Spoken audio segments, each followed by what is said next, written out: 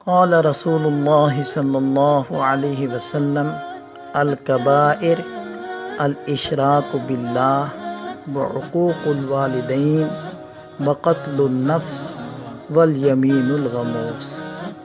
حضور نبی کریم صلی اللہ علیہ وسلم نے ارشاد فرمایا کہ بڑے گناہوں میں سے ہے اللہ کے ساتھ شریک ٹھہرانا اور والدین کی نافرمانی کرنا اور کسی جان کو قتل کر دینا اور جھوٹی قسم کھانا۔ اس حدیث میں 4 بڑے گناہ گنوائے گئے ہیں۔ نمبر 1 شرک۔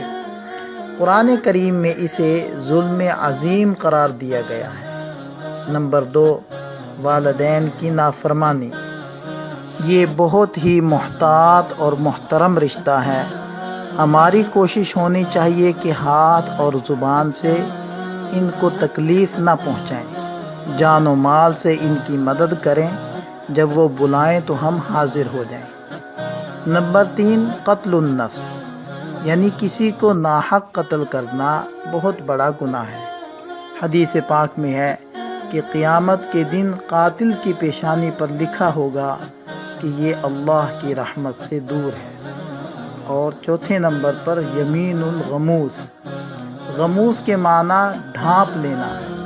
اس کا مقصود یہ ہے کہ جھوٹی قسم اتنا بڑا گناہ ہے کہ انسان اس کے بوجھ تلے دب جاتا ہے۔ اللہ ہمیں ان گناہوں سے بچنے کی توفیق عطا فرمائے۔